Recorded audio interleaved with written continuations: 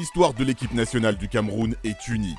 En 1990, elle est devenue la toute première nation africaine à atteindre les quarts de finale d'une Coupe du Monde.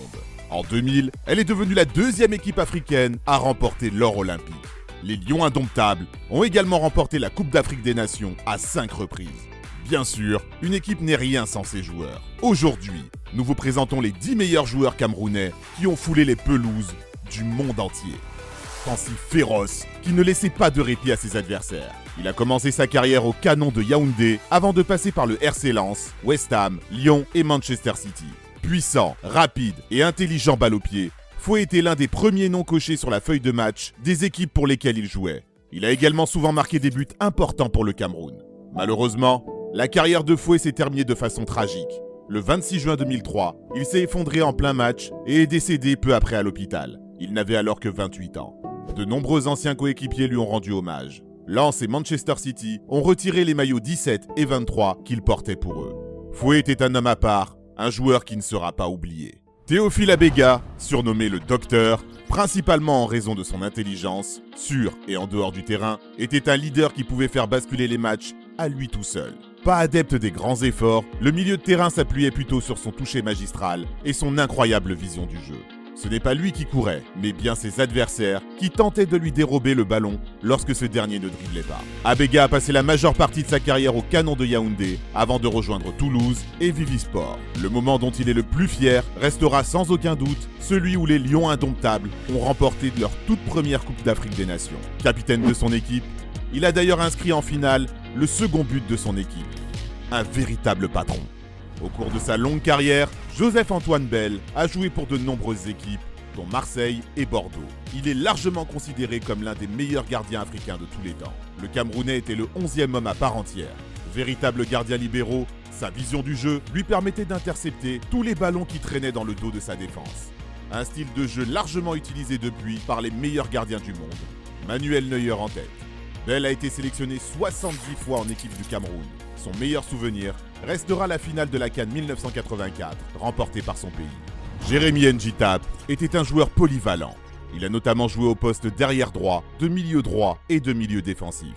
Le Camerounais était un grand artificier. Spécialiste des coups de pied arrêtés, il était capable de marquer des grosses pralines ou d'offrir à sa guise de délicieuses galettes. Joueur lent, mais féroce, Jérémy Njitap a joué pour plusieurs grands clubs, dont le Real Madrid et Chelsea. Avec les Madrilènes, il a notamment remporté 2 Ligues des Champions et 1 Liga. À Chelsea, Mourinho s'est appuyé sur lui pour la rotation de son équipe. Même s'il n'était pas titulaire à chaque match, il était toujours très important pour les Blues. D'ailleurs, Mourinho, mais également Vicente Del Bosque, ne tarissent pas d'éloges à son sujet. C'était un joueur qui était toujours performant. Nominé pour le Ballon d'Or en 2000, Jérémy a cette année-là remporté l'or olympique. François Omambiyik était un attaquant puissant. Il représentait une énorme menace aérienne. Mais le Camerounais était bien plus qu'une simple terreur dans les airs. C'était surtout, et avant tout, un véritable buteur. Il avait la capacité de lire le jeu afin d'être au bon endroit, au bon moment, pour marquer un but. Que ce soit au Cameroun, en France, au Mexique, en Italie ou en Grèce, François Omambiyik a joué tout au long de sa carrière dans 13 clubs. En équipe nationale, il a inscrit 45 buts en 77 matchs et a été un élément très important de la grande équipe du Cameroun des années 90. Son plus grand moment sur un terrain de football a eu lieu lors de la Coupe du Monde 1990. Lors du match d'ouverture, les Lions indomptables affrontent l'Argentine, championne en titre. Le match semble être gagné d'avance, cependant, Omambiyik parvient à s'élever et à marquer un coup de tête caractéristique qui donne à son équipe une inoubliable victoire 1-0. Athlétique, intelligent, doté de réflexes incroyables, Thomas Nkono avait tout ce que l'on peut souhaiter chez un gardien de but. Il avait également une forte personnalité. Ses coéquipiers le considéraient comme un des leaders de leur équipe. Nommé 2 fois joueur africain de l'année en 1979 et 1982, le Camerounais a joué la majeure partie de sa carrière avec le RCD espagnol. À l'époque, il était le Camerounais ayant disputé le plus grand nombre de matchs en Liga. Thomas Nkono est pour l'anecdote l'idole de Gianluigi Buffon. L'Italien a décidé de devenir gardien de but après avoir vu Nkono à la Coupe du Monde. Il a même appelé son premier fils Thomas. Patrick Mboma a commencé sa carrière au Stade de l'Est pavillonnais, un petit club de la région parisienne. Rapidement repéré, il rejoint quelques années plus tard le PSG. Pourtant, cela ne s'est pas passé comme il l'espérait. Parti au Japon, C'est là-bas que sa carrière décollera. Il a porté Gamba Osaka, qui n'était pas une des plus grandes équipes japonaises, à la 2e place du championnat. Il a marqué 25 buts en 28 matchs. Mboma était un attaquant atypique. Il pouvait marquer tout type de buts.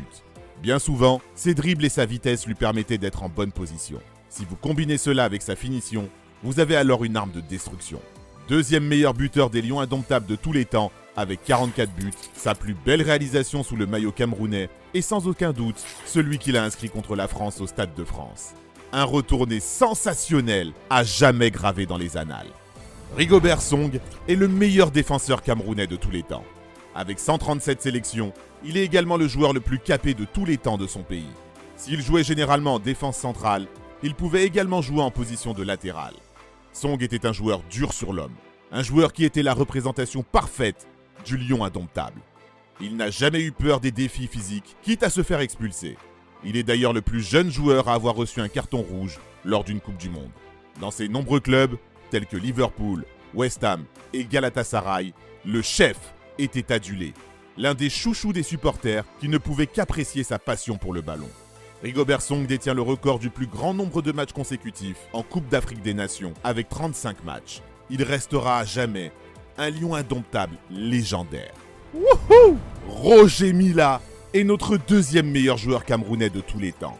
Ce dernier a commencé sa carrière au Cameroun en jouant pour Léopard Doula et le Tonnerre Yaoundé. Une période durant laquelle il a marqué 158 buts en 203 matchs. Milla s'est ensuite installé en France, où il évolue notamment pour Monaco, Bastia, Saint-Étienne et Montpellier. Mais c'est sur la scène internationale que Milla connaît la gloire. S'il décide de se retirer du foot en 1988, l'attaquant appelé par son président en personne rechausse finalement les crampons pour disputer la prochaine Coupe du Monde. Le tout à 38 ans. Avec 4 buts au compteur, Milla brille de 1000 feux et permet à son pays de réaliser la meilleure performance de son histoire, à savoir aller jusqu'en quart de finale. Ses performances lui vaudront d'être élu footballeur africain de l'année, un titre qu'il avait déjà remporté en 1976. C'est dire la longévité du monsieur. Mais ce n'est pas tout. 4 ans plus tard, Milla apparaît à nouveau au mondial et devient le plus vieux buteur de l'histoire de la compétition. Le vieux lion restera également célèbre pour ses célébrations légendaires. L'une de ses marques de fabrique était de danser autour du drapeau de corner. Iconique, comme le personnage Milla. Et voilà, connaisseur connaît. Le meilleur footballeur camerounais de tous les temps est évidemment Samuel Eto'o. Jeune talent précoce, l'attaquant signe au Real Madrid alors qu'il n'a que 16 ans. Mais c'est à Majorque que le gamin se révèle. Là-bas, il fait forte impression. Eto'o sera ensuite transféré à Barcelone, club où sa carrière explosera. 3 Ligas, 2 Ligues des Champions et 2 fois buteur lors de la finale. Joueur africain le plus capé de l'histoire de la Liga, Eto'o explose alors à cette époque tous les compteurs.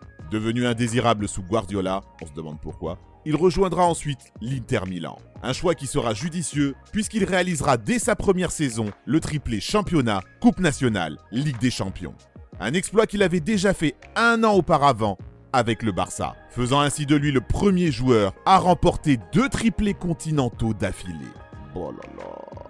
Eto'o fera après son passage en Italie de nombreuses escales en Europe, en Angleterre pour commencer, puis en Russie. Eto'o était un joueur hors norme, un footballeur qui savait tout faire, du gauche, du droit, de la tête. Il était une menace constante pour les défenses adverses. À titre individuel, le Camerounais a remporté 4 fois le titre de joueur africain de l'année. Meilleur buteur de l'histoire de son pays, il est également le meilleur buteur de l'histoire de la Coupe d'Afrique des Nations. Une compétition qu'il a remportée à 2 reprises. Une légende, tout simplement.